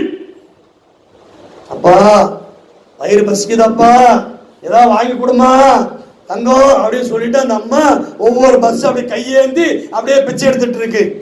கேட்டோம், ஏமா உனக்கு பிள்ளைகள் இல்லையா, மகன் இல்லையா, மகள் இல்லையா, யாராவது உங்களுக்கு இல்லையா அப்படின்னு கேட்டா அந்த அம்மா சொல்லுச்சு, நான் 4 பிள்ளைகளை பெத்தெடுத்தேன் தங்கம், 4 பிள்ளைகளை சேர்ந்து என்ன துரத்தி விட்டுட்டாங்க. ஒரு சான் நிலத்துக்காக தன்னுடைய தாயை தந்தையை வெட்டி வீசுகிற நிலையை நம்ம பார்க்கிறோம். இன்னைக்கு பேப்பர் வாங்கி படிங்க, ஒரு விவசாய தன்னுடைய மகன்கள் 4 பேர் சேர்ந்து அந்த தாயை தந்தையை வெட்டி இருக்கிறாங்க. என்னன்னு கேட்டா ஒரு சான் நிலம். எவ்வளவு அயோக்கியத்தனம்! அது பெரிய பாவம். இஸ்லாத்துல பெரிய பாவம் எது? நம்மை பெற்றெடுத்த தாயையும் தந்தைகளையும் இச்சி என்கிற வார்த்தை கூட அந்த தாய் தந்தைகளை பார்த்து சொல்லிடக்கூடாது. அல்லாஹ் சொல்றான் குர்ஆன்ல, சொல்லிட்டு சொல்றான், நம்மளை எல்லாம் அந்த தாய், அந்த பிள்ளைகளை பெற்றெடுத்த அந்த தாய்மார்கள் எப்படி கஷ்டப்பட்டிருப்பாங்க. அது அல்லாஹ் சொல்றான், கஷ்டத்தின் கஷ்டம் கொண்டு உன்னை உன் தாய் பெற்றெடுக்கவில்லையா, நீ சிந்தித்து பாருங்கள் என்று அல்லாஹ் குர்ஆன்ல சொல்றான். எப்படி கஷ்டப்பட்டாங்க நம்ம தெரிஞ்சுக்கணும். இதெல்லாம் ஆஸ்பத்திரிக்கு போனோம்னா பிரசவ வழியில நம்ம பெற்றெடுத்த தாய் அங்க துடிச்சிட்டு இருப்பான். பிரசவங்கிறது சாதாரண விஷயம் இல்ல. மரணத்துடைய வாயிலை போய் தட்டி விட்டு மீண்டும் உயிரோடு வர முடிஞ்சா வருவாங்க, அப்படியே மருத்துவ போறவங்களும் உண்டு. கணவன் என்ன செய்வார் தெரியுமா? பொண்டாட்டி மாசமா இருக்கும் போது, மனைவி மாசமா இருக்கும், என்ன தெரியுமா செய்வாரு? வளர்றது என்னோட குழந்தை, உள்ள இருக்கிறது யாரோட குழந்தை? என்னோட குழந்தை அப்படி சொல்லிட்டு ஹார்லிக்ஸ், பூஸ்ட், நல்ல பல வகைகள் எல்லாம் வாங்கி கொடுத்து கொடுத்து கொடுத்து யாருக்கு? தன்னுடைய மனைவி சாப்பிட்டு உள்ள இருக்கக்கூடிய குழந்தை நல்ல ஆரோக்கியமா வளரும். உண்மைதான், ஆரோக்கியமா வளர்ந்துட்டு 5 கிலோ ஆயிரம் குழந்தை வெளியே வருமா? குழந்தை வெளியே வருமா? 2.5 கிலோ இருக்கணும். 2 கிலோ 2.5 கிலோ இருந்தாதான் சுகப்பிரசவம் ஆகும். 3 கிலோ 3.5 கிலோ 4 கிலோ இருந்ததுன்னா என்னதாகாது? சுகப்பிரசவம் ஆகாது. டாக்டர் சொல்லுவான், அவங்களோட ஆபரேஷன் பண்ணி தாங்க வெளியே எடுக்கணும். நம்ம அம்மா பண்ற கஷ்டத்தை சொல்றேன். உங்க அம்மாலாம் இருக்கிறாங்களே தங்கங்க, உங்க அம்மாலாம் இருக்கிறாங்களே, எப்படி கஷ்டப்பட்டவங்களை வெளியே எடுத்தாங்க தெரியுமா? இப்போ ஒரு தீக்குச்சி இருக்குது, தீக்குச்சி பொறுத்த கையில வச்சு நீ தாங்குவீங்களா? ஒரு பிள்ளையை எடுத்து கையில அறுத்து விடுறோம், தாங்குவீங்களா? ஐயோ வலிக்குது சொல்லுவோமா இல்லையா? என்ன சொல்லுவான்? இன்னும் இப்படியா இருக்கிறீங்க, இந்த பிள்ளைகள் இருக்குது, எடுத்து கையை இப்படி அடுத்து விடுறீங்க. அடுத்தவங்க என்ன செய்வான்? ஐயோ கை ரத்தம் பூரா போச்சு, வலிக்குது, துடிப்புமா இல்லையா? நம்மளை சுமந்துட்டு இருந்த தாய் நம்மளை வெளியே கொண்டு வர்றதுக்காக டாக்டர் சொல்லுவான், அந்த அம்மாவுடைய வயிற்று கிழிச்சு தான் எடுக்கணும்பா. என்ன சொல்லுவான்? வயிற்று கிழிக்கணும், கிழிச்சு அந்த குழந்தையை வெளியே எடுப்பான். அப்படியே என்ன செய்வான் டாக்டர்? அப்படியே குழந்தையை வெளியே எடுக்கும் போது அப்படி எப்படி அந்த தாயோடைய அந்த வலி அப்படியே துடிப்பா கிடந்துட்டு, அந்த தாய் துடிப்பா, துடிக்கும் போது வலி தாங்காம கதறுவா. அந்த தாய் நம்முடைய அம்மா கதறுவாள். அந்த தாயத்தான் நம்ம என்ன செய்யறோம்? கொஞ்சம் வயசு வந்த உடனே யாரை கேட்ட என்னை பெத்தேன்னு சொல்லுவோம். யார் சொல்லுவோம்? ஏதாச்சும் திட்டிட்ட, யாரை கேட்ட என்னை பெத்த, நானே அவனை பெக்க சொன்னேன் அப்படின்னு சொல்லி தாயை எதிர்த்து பேசுகிற நிலை நம்ம பார்த்துட்டு இருக்கிறோமா இல்லையா? இதைத்தான் இஸ்லாம் சொல்கிறது பெரிய பாவம். அம்மா சொன்னா அப்படியே கட்டுப்படும். அம்மா கூப்பிடுது, அம்மா கூப்பிட்டு போய் சக்கரை வாங்கிட்டு வா, ஏதாவது ஒரு பொருள் வாங்கிட்டு வா, அரிசி வாங்கிட்டு வா, அந்த வேலை செய்யல போம செய்ய மாட்டேன் அப்படின்னு சொல்லிடக்கூடாது. அது பெரிய பாவம். அம்மா சொல்லிட்டாங்களா, உடனே காசை வாங்கிட்டு போய் அதை வாங்கிட்டு வந்து கொடுத்துட்டு தான் அடுத்த வேலைக்கு நீங்க என்ன செய்யணும், முயற்சி செய்யணும். அப்படி செய்யலைன்னா அது இஸ்லாத்துல பெரிய பாவம். இஸ்லாத்துல பெரிய பாவம். நம்மளை வளர்த்துறதுக்கு எவ்வளவு கஷ்டப்படுறாங்க பாருங்க. நம்மளை வளர்த்துறதுக்கு எப்படிலாம் கஷ்டப்படுறாங்க. அவங்களுக்கு சாப்பிட்றதுக்கு ஒண்ணு இருக்காது. மகன் ஓடி வருவான், அம்மா வயிறு பசிக்குது. தாய் சாப்பிட்டுருப்பா, அவ்வளவுதான் இருக்கும். மகனே நீ சாப்பிடு. என்னைக்காச்சும் நம்ம அம்மாவை பக்கத்துல உட்கார வச்சு அம்மாவை கூட்டி கொடுத்துருக்கிறோமா? என்ன செய்யணும், நாளைக்கு நீ நைட்டு போயிட்டு உங்க அம்மாவுக்கு நீங்க ஊட்டி கொடுக்கணும். செய்வீங்களா? செய்வீங்களா?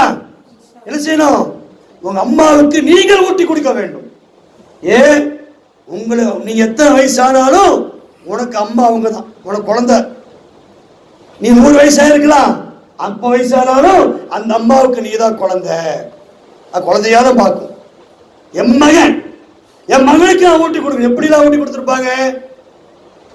ஒரு வீட்டில் நான் பார்த்தேங்க, ஒரு வீட்டில் பயான் முடிச்சுட்டு விருந்து கூட்டிட்டு போனாங்க. இதே மாதிரி பயான் நடக்குது. எங்க இருந்தா பயான் முடிச்சோம் வீட்டுக்கு கூட்டிட்டு போய் விருந்து கொடுப்பாங்க. அப்ப ஒரு வீட்டுக்கு போயிருக்கிறப்போ ஒரு குழந்தை, கை குழந்தை மாதிரி இருக்குது. அந்த குழந்தைக்கு பால் கொடுத்துட்டு இருக்கிறாங்க. இந்த அம்மா பால் கொடுத்துட்டு சாப்பிட்டு இருக்குது. சாப்பிட்ட உடனே அந்த குழந்தை என்ன பண்ணுச்சு தெரியுமா, டூல் ஆயிட்டு போயிருச்சு.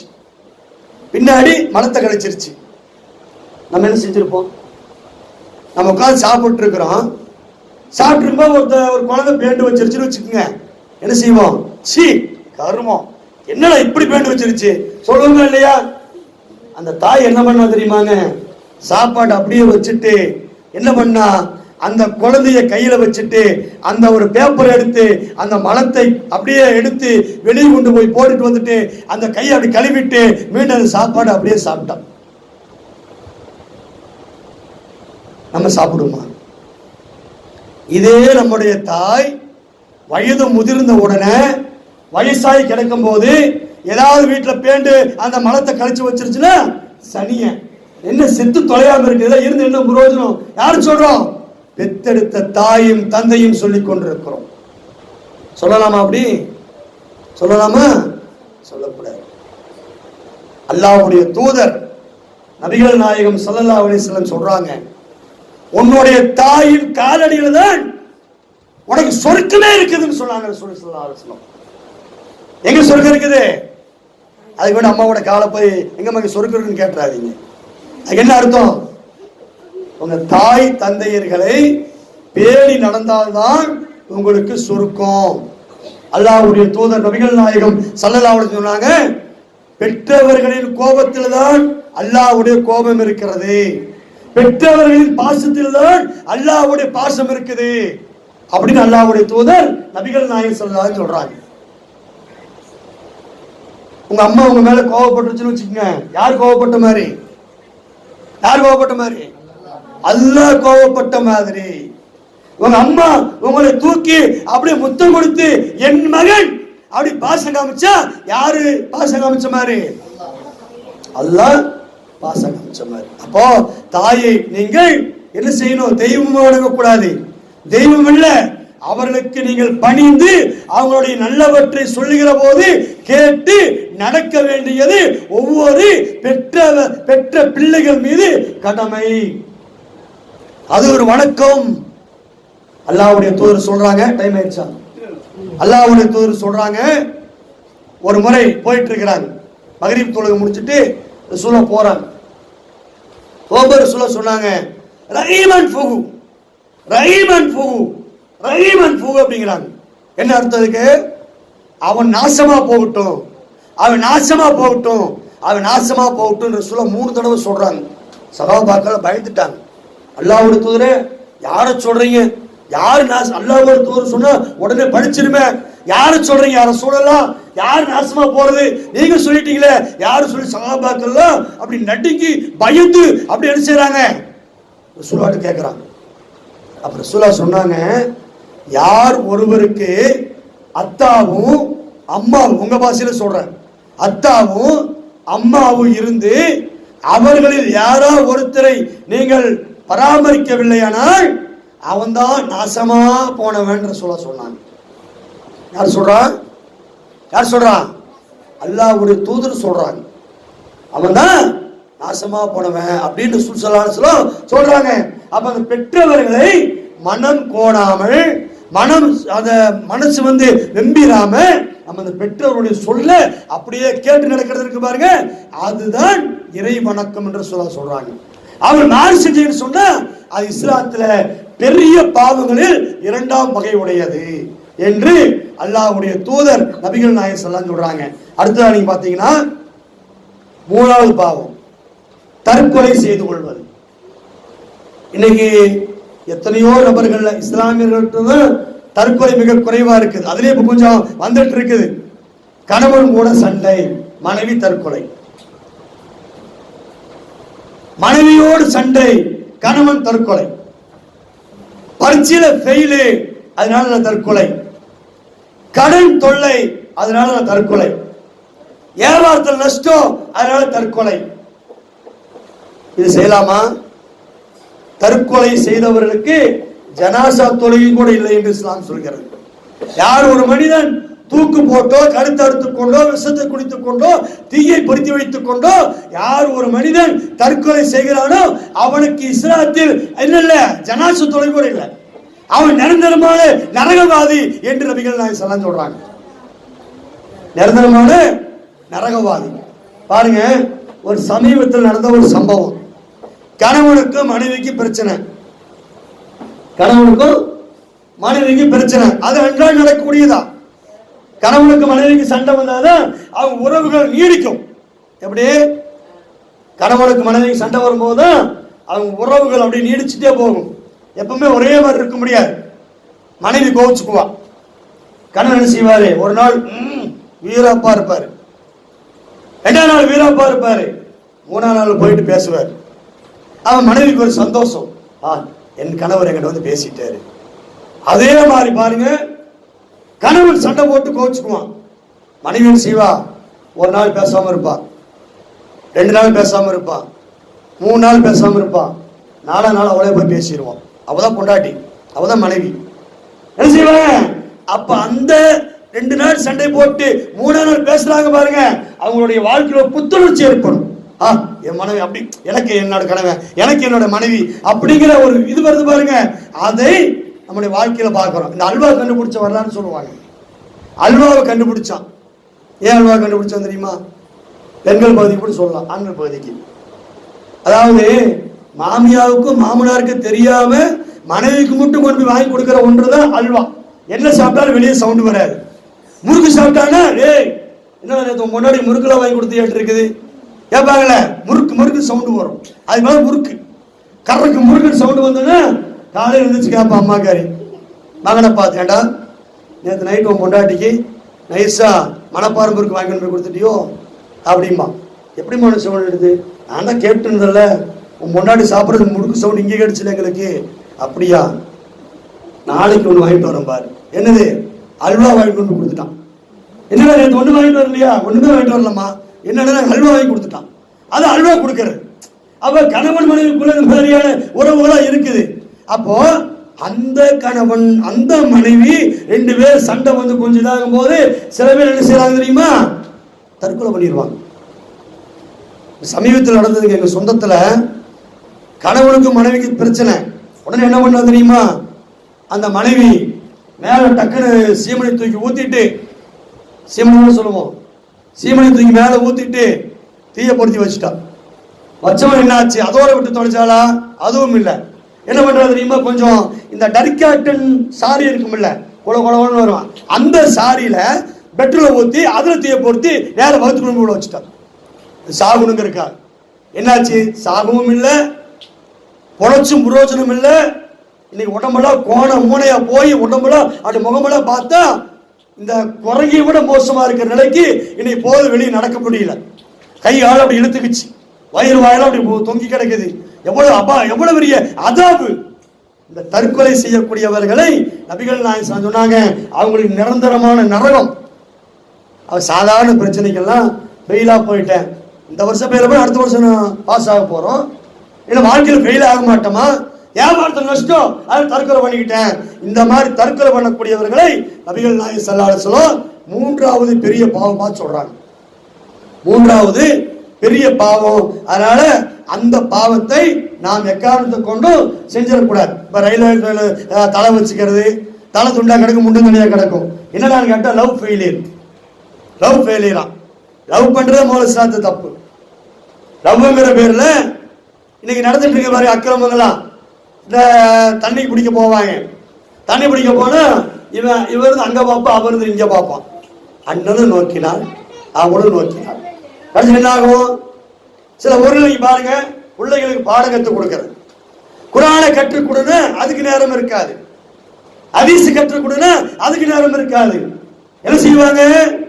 சினிமா பாட்டுகள் பெருமையா பேசுவாங்க. என் பையன் இருக்கிறான் பாத்தீங்களா, ரஜினி ரசிகனாக்கும். யாரு? அவங்க அம்மா சொல்றது. என் பையன் இருக்கிறான் பாத்தீங்களா, விஜய் ரசிகன், விஜய் மாதிரியே ஆக்டிங் பண்ணுவான், விஜய் மாதிரியே நடிச்சு காட்டுவான், விஜய் மாதிரியே பேசி காட்டுவான். யாரு?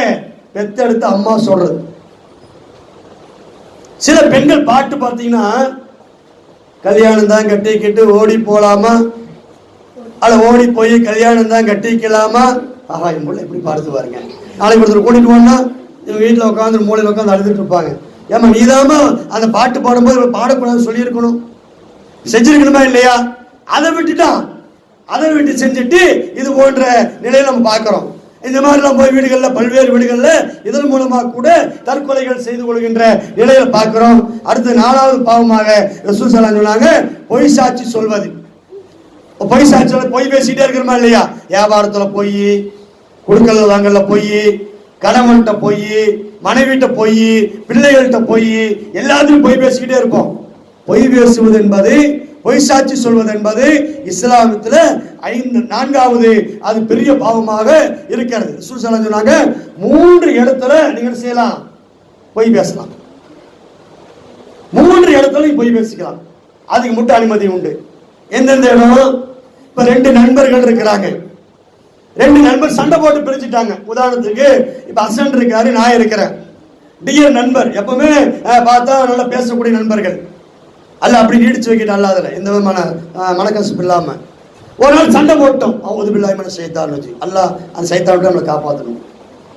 இந்த இடையில இருக்கக்கூடிய நம்ம பாய் இருக்கிறாரு பாருங்க, இவர் என்ன செய்யணும்? இடையில வந்து பாய் ஹசன் வந்து அவங்க என்ன சொன்னார் தெரியுமா? நல்ல மனுஷன் சொன்னாரு. அவர் என்னை திட்டித்தான் இருப்பாரு, உதாரணத்துக்கு சொல்றேன். ஆனா அது சொல்லக்கூடாது, உன்னை திட்டிட்டு இருந்தாருன்னு சொல்லக்கூடாது. என்ன சொல்லணும்? உங்களை வந்து நல்ல மனுஷன் சொன்னாரு அப்படின்னு சொல்லி எங்களுக்குள்ள நட்பை ஏற்படுத்தணும். அதே மாதிரி நான் வந்து ஹசனை திட்டி இருப்பேன், இது வாங்கிட்டு போய் அப்படியே அங்க போட்டக்கூடாது. என்ன சொல்லணும்? அன்னைக்கு பயானுக்கு வந்தாருலாங்க, உங்களை பத்தி எவ்வளவு உயர்வா சொல்றாரு தெரியுமா அப்படின்னு நான் அவரை பத்தி சொன்னோம்னா 2 பேத்துக்குள்ள என்ன ஆகும்? 2 பேத்துக்குள்ள அவங்களுக்குள்ள பாச பிணைப்பு ஏற்படும். அடுத்ததா யாரு? அவங்க 2 பேத்துக்குள்ள பொய் சொல்லியாவது அவங்களுக்குள்ள இணக்கத்தை ஏற்படுத்தணும். இன்னொரு ஆள் யாரு? போர்க்களம் நிக்குது, நம்ம நிலை அழிக்க வர்றான். இப்ப பிஜேபி அரசு நம்ம நிலை அழிக்கிறதுக்கு துடிச்சிட்டு இருக்கிறான். இவன்ட்டு நம்மளை காப்பாத்துறதுக்கு என்ன? இவன்ட்டு நம்ம காப்பாத்துறதுக்கான வழி என்ன? அது சில பொய்கள் சொன்னாலும் கூட தப்பு கிடையாது. அதே மாதிரி போர்க்களத்துல என்ன செய்யணும்? போர்க்களத்தில் நிற்கும் போது இஸ்லாமிய படைகள் சொல்லு, அங்க போய் பார், பெரிய படை நிக்குது, நம்ம வந்து ஆயுதங்களை பலப்படுத்தணும், அவன் அழிக்கணும் அப்படின்னு சொல்லி நம்ம உற்சாகப்படுத்தலாம். 3வது யார் தெரியுமா? கணவன் மனைவிக்குள்ள பிரச்சனை. கணவன் மனைவிக்குள்ள மனைவிட்டு போய் கணவன் சொல்றாரு, சாப்பாடே வச்சா சாப்பிடவே முடியாது. சில பேர் சாப்பாடு வச்சா எப்படி இருக்கும்? வாயில வச்சா துப்புற அளவுக்கு இருக்கும். ஆனா மனைவியை வந்து குஷிப்படுத்துறதுக்காக, சந்தோஷப்படுத்துறதுக்காக ஒரு கணவன் என்ன செய்யலாம் தெரியுமா? மனைவிட்டு போய் சொல்லலாம், அம்மா இன்னைக்கு வச்ச பிரியாணி இருக்குதுல்ல, சூப்பர்மா அப்படிங்க வேண்டியதான். ஆனா வாயில வைக்க முடியாது, அது வேற விஷயம். சாப்பிடவே முடியாது. ஆனா நம்ம என்ன சொல்லணும்? அருமையான பிரியாணி அப்படின்னு சொல்லணும். அப்போ அவங்க என்ன ஆகும்? என் புருஷன் என்னுடைய பிரியாணிய, என்னுடைய குழம்ப, என்னுடைய சாம்பார, என்னுடைய சாப்பாட்டை எவ்வளவு மெச்சுக்கிறாரு. அங்க போய் காரி துப்பிட்டு போவான், அது வேற விஷயம். ஆனா அவன் முன்னாடி துப்ப இருக்கக்கூடாது. சண்டை வராமல் இருப்பதற்காக இணக்கத்தை ஏற்படுத்துவது. சில பேர் பாருங்க அழகே இருக்காது, கருவேறு இருப்பாரு. மனைவி சொல்லுவாங்க, அரவிந்த் சாமி மாதிரி இருக்கிறீங்க. அவன் மட்டும் எப்படி இருப்பான், கரிமுட்டி மாதிரி இருப்பார். ஆனா அவர் கணவனை குஷிப்படுத்துறதுக்காக இப்படி 2 பேரும் அந்த விஷயத்துல பொய் பேசிக் கொள்வது கூட மார்க்க தடை இல்லை. மற்ற எந்த விஷயத்திலையும் நீங்கள் பொய் பேசுதல் கூடாது என்று இஸ்லாம் சொல்கிறது. அடுத்த இது இஸ்லாத்துல 4வது பெரிய பாவம். 5வது என்ன, வட்டி வாங்குவது. இந்த 7 பாவத்தோட நீங்க முடிச்சிருவோம். 5வது என்ன, வட்டி வாங்கி சாப்பிடுவது. ரசூலுல்லாஹி ஸல்லல்லாஹு அலைஹி சொல்றாங்க, ஆக்கில ரிபா வ மூக்கிலஹு வ காதிபஹு வ ஷாகிதை. வட்டி வாங்கக்கூடியவன், வட்டி கொடுக்கக்கூடியவன், வட்டிக்கு சாட்சி எழுதக்கூடியவன், வட்டிக்காக சாட்சிக்காக நிற்கக்கூடியவன், இவங்க அனைவருமே பாவத்தில் சமமானவர்கள் என்று அல்லாஹ்வின் தூதர் நபிகள் நாயகம் ஸல்லல்லாஹு அலைஹி சொல்றாங்க. யார் வட்டி வாங்கி சாப்பிடுகிறார்களோ அவர் நாளை மறுமை நாளிலே நிரந்தரமான நரகத்தில் கிடப்பார்கள். அவர் நரகத்தை விட்டு மீண்டு வர முடியாத அளவுக்கு தண்டனை இருக்கிறது. கபர்ல இருந்து எழுப்பப்படும் போது யார் வட்டி வாங்கி இந்த உலகத்திலே சாப்பிட்டார்களோ அவன் மறுமை நாளிலே எழுப்பப்படும் போது சைத்தானால் தீண்டப்பட்டதை போன்று எழுப்பப்படுவார்கள் என்று அல்லாஹ்வின் தூதர் நபிகள் நாயகம் ஸல்லல்லாஹு அலைஹி சொல்றாங்க. அப்போ இன்னைக்கு வீட்டு வட்டி பாக்குறமா இல்லையா? மீட்டர் வட்டி, வீட்டுக்கு கொண்டு வட்டி கொடுக்கிறது, சாதாரணத்துல வட்டி வாங்குறோம், சாரி வட்டிக்கு வாங்குறோம், சர்டிபிகேட் வட்டிக்கு வாங்குறோம், ஃபேனு வட்டிக்கு வாங்குறோம், டிவி வட்டிக்கு வாங்குறோம். வீட்டுக்கே வர்றான், டிவி வேணுங்களா, வாரம் 500 கட்டுங்க, வாரம் 200 கட்டுங்க, ஒரு முன்னாடி ஒரு 5000 கொடுத்துருங்க என்று சொல்லி இன்னைக்கு வீட்டுக்கே வர்றான். அது பொம்பளைகளா இன்னைக்கு பண்றாங்க. நம்ம பெண்கள் கூட என்ன பண்றான், வீட்டுக்கு போயிட்டு வட்டி தொழில் பண்ணக்கூடிய நிலையை பார்க்கிறோம். அதுல என்னன்னா, நம்ம ஆளு பைனான்ஸ் கடை வச்சிருக்கிறான். பைனான்ஸ் கடைக்கு பேர் என்ன தெரியுங்களா? பர்கத் பைனான்ஸ். கடைக்கு பேர் என்ன? ரஹமத்து பைனான்ஸ். அட ரஹமத்தே இல்ல, பரக்கத்தே இல்ல, அல்ல பரக்கத்தை அழிச்சு தரித்திரத்தை ஏற்படுத்தக்கூடிய ஒன்றுதான் இந்த வட்டி என்று அல்லாஹ் சொல்றோம். நம்ம என்ன வச்சிருக்கிறோம், மாறுபாடிக்கு அடுத்ததான் வட்டி தொழில் வச்சிருக்கிறது யாரு? நம்ம ஆளுதான். நீங்க கேள்விப்பட்டிருப்பீங்க பள்ளவட்டி. பள்ளவட்டி ஊர் கேள்விப்பட்டிருக்கீங்களா? அது உண்மையான பேர் என்ன? பள்ள வட்டி. பூராமே வட்டி தொழிலாங்க. எல்லாம் மும்பை, கல்கத்தா போன்ற பல நகரங்களில இருக்கிறாங்க. என்னன்னு கேட்டா பூராமே வட்டி தொழிலே, வட்டி வியாபாரம். இது இஸ்லாத்துல எவ்வளவு பெரிய பாவம் தெரியுமா? மிக பெருமான பாவம் என்று நபிகள் நாயகம் ஸல்லல்லாஹு அலைஹி சொல்றாங்க. அடுத்ததா பாத்தீங்கன்னா சூனியம் செய்வது, சூனியத்தை பார்ப்பது, சூனியத்தை நம்புவது. எனக்கு சூனியம் பண்ணிட்டான், ஒருத்தர் கையால வராம போயிருச்சு, சூனியம் பண்ணிட்டான்னு சொல்றோம் பாருங்க. இதெல்லாம் இஸ்லாத்துல கிடையாது. சூனியம் என்றால் என்ன? ஒன்றுமில்லை என்று அர்த்தம். சூனியம்னா என்ன அர்த்தம்? உருதுல தெரியுமா? இந்தியில என்ன சூனியம்? சூனியம்னா என்னது? ஒண்ணுமில்லை அர்த்தம். வெறும் முட்டை. அதான் சூனியம். பூஜ்யம் சொல்றோம் பாருங்க, அதான் சூனியங்கிறது. அப்ப சூனியங்கிறது இஸ்லாத்துல ஒன்று கிடையாது. யாருக்கு யாரோ சூனியம் பண்ண முடியாது. நன்மை தீமை அல்லாஹ்விலிருந்து வரக்கூடியது. சூனியம் என்பது இஸ்லாத்துல தடை செய்யப்பட்ட ஒன்று. அதை என்ன செய்யறோம்? சூனியம், பில்லி சூனியம். பார்த்துருக்கீங்களா? இங்க கேளுங்க சகோதரிகளே, பில்லி சூனியம். அவர் என்னப்பா பில்லி சூனியம் பண்ணிட்டாங்க, ரத்த காட்டேரி வந்திருக்கு போட்டிருக்கான். என்னது? இங்க பில்லி சூனியம் ஓட்டப்படும், ரத்த காட்டேரியை வெட்டடிக்கப்படும் போட்டிருக்கான். என்னடான்னு போய் பார்த்தா பில்லின்னு என்னங்க? பில்லின்னு என்ன? பூனை. சூனியம்னா ஒண்ணும் இல்லை. இதான் அர்த்தம். பில்லி அதாவது சொல்லும் போது எப்படி சொல்லுவாங்கன்னா, சொல்லும் போது ரேச சொன்னா, இப்ப நான் சொன்ன மாதிரி சொன்னா எடுபடாது. பில்லி சூனியம் எடுக்கப்படும் அப்படி சொன்ன ஏத்துக்குமா? நம்ம ஏத்துக்க மாட்டோம். என்ன சொல்லுவான்? உங்க மேல ஒரு பில்லி சூனியம் இருக்குதுங்க, நீங்க அதை எடுக்கலீங்கன்னா நீங்க அவ்வளவுதான் அப்படின்றான். அதுலயே வருவார், வர வழியே தடிக்க விட்டு கீழே வந்துருவார். ஓ சொன்னதுதான் நடந்துருச்சு போடுறது, நேர கதவை டக்குனு முட்டிக்குவார். ஓ சொன்னது நடக்குது போடு இருக்குது. கதவை முட்டு, கதவை திட்டிட்டு வருவான். நாசமா போன கதவு என்னை முட்டுது பாருமா. கதவை போய் முட்டுனது இவன். கல்லு கடிக்க விட்டுரும். நாசமா போன கல் என் கல்ல தட்டுது பாருமா, கல்ல போய் முட்டுனது இவன். அப்ப சொல்லும் போது என்னன்னா ஒரு பிம்பமா சொல்லணும், பில்லி சூனியம் உங்கள் மீது இருக்குது அப்படின்னா அப்படி அரண்டுருவான். பெரிய பெரிய தலைப்பு, அதுக்கு நிறைய விடையை கொண்டு போக முடியாது, டைம் இல்லை. அடுத்து பார்த்தீங்கன்னா ரத்த காட்டேரி அப்படிமா. இந்த வார்த்தையை ஒன்னொன்னா கொஞ்சம் பிரிச்சு பாருங்க. சொல்லும் போது எப்படி இருக்கும், உங்க மேல ரத்த காட்டேரி வந்திருக்கிறான், இவனை ஓட்டவில்லையானால் உங்களை கொன்று விடுவான் அப்படிமா. ஓ இம்ம ரத்த காட்டேரியா அப்படின்னு பயந்து நடுங்கிட்டு இருக்கும் போது அந்த வார்த்தை கொஞ்சம் பிரிச்சு பார்த்துருச்சுங்க, ஒண்ணுமே இல்லை. ரத்த காட்டு ஏரி இது ஏதாச்சும் இருக்குதாங்க? ரத்தம் காட்டு ஒரு ஏரி. ஏரின்னு என்னது? இந்த கொலை குட்டம்லாம் இருக்குதுல்ல அது. ரத்தங்கிறது என்ன? நம்ம உடம்புல வரக்கூடிய ரத்தம். காட்டுல இருக்கக்கூடிய ஒரு ஏரி. இது என்னடா பேய் இருக்குது, என்னடா பிசாது இருக்குது, இது ஒண்ணுமே இல்லையே. சொல்லும் போது மட்டும் அப்படி கொடூரமா சொல்லுவான், ரத்த காட்டேரி உங்க மேல இருக்குது அப்படின்னு பயந்து அரண்டு என்ன செய்வான், இந்த தாயத்தை வாங்கி நீங்க கட்டினால் 1 மணிக்கு 1:30 மணிக்கு 2 மணிக்கு நீங்களா சுடுகாட்டுக்கு போகலாம், நீங்களா கபிரிஸ்தானுக்கு போகலாம். நான் எதுக்குடா 2 மணிக்கு கபிரிஸ்தானுக்கு போகணும்? வடிவேல் கேட்ட மாதிரி ஆயிடுச்சு. அதானே அது கயிறு கட்டுறது, நான் எதுக்கு கட்டணும், நான் எதுக்கு கபிரிஸ்தானுக்கு போகணும், நான் எதுக்கு ரத்தத்தை போய் இதெல்லாம் சிந்திக்கல. அப்ப இந்த மாதிரி நம்மளெல்லாம் சூனியங்கிற பேர்ல மக்களை ஏமாற்றி கொண்டிருக்கிறார்கள். இது இஸ்லாத்துல பெரிய பாவமாக கணிக்கப்படுகின்றது. அடுத்த ரசூல் ஸல்லல்லாஹு சொன்னாங்க, போர்க்களத்துல புறமுதுகட்டு ஓடுவது. போர்க்களத்துல எதிரி வர்றான்னு சொன்னா எதிர்த்து அதை விரிவா போக வேண்டாம், அவரை சேமலுக்காக சொல்லிக்கிறோம்.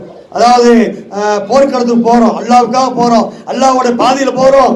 போகும்போது அவன் இருக்கக்கூடிய ஆயுதங்களை பார்த்துட்டு பயந்து ஓடி வராம ஒரு ஆள் நின்றாலும் கூட என் இறைவனுக்காக, இந்த மார்க்கத்திற்காக, இந்த சத்தியத்திற்காக, இந்த உண்மைக்காக, இந்த உலகத்தில் என் உயிர் போனால் கூட நான் துணிச்சு நிற்பேன் என்று போர்க்களத்துல பின்வாங்காமல் வர்றான் பாருங்க. அந்த மாதிரி செய்வது என்று நபிகள் நாயகம் ஸல்லல்லாஹு அலைஹி வஸல்லம் அவர்கள் இது போன்ற பெரிய பாவங்களை பட்டியலிட்டு சொல்றாங்க. இந்த பெரிய பாவங்களில் இருந்து அல்லாஹ் ரப்பல் ஆலமீன் நம் அனைவர்களையும் பாதுகாத்து, அல்லாஹ்வுக்கு இணை வைக்காமல், பொய் பேசாமல், வட்டி வாங்காமல், சூனியம் செய்யாமல், போர்க்களத்தில் பின்வாங்காமல், இது போன்ற பாவங்களில் இருந்து அல்லாஹ் தஆலா நம் அனைவர்களையும் பாதுகாத்து, வாழுகிற போதும் மரணிக்கிற போதும் முஸ்லீமாக வாழ்ந்து, முஸ்லீமாக மரணித்து, முஸ்லீமாக அல்லாஹ்வுடைய சன்னிதானத்திற்கு செல்கின்ற நன்மக்கள் கூட்டத்தில் அல்லாஹ் ரப்பல் ஆலமீன் நம் அனைவர்களையும் ஆக்கியருள்வானாக. ரப்பனா ஆத்தினா ஃபித் துன்யா ஹஸனத்தும் வ ஃபில் ஆகிரத்தி ஹஸனத்தும் வ கினா அஸாபன்னார். வாஹிர் தாவானா அல்ஹம்துலில்லாஹி ரப்பில் ஆலமீன். அஸ்ஸலாமு அலைக்கும் வ ரஹ்மத்துல்லாஹி வ பரகாத்துஹு.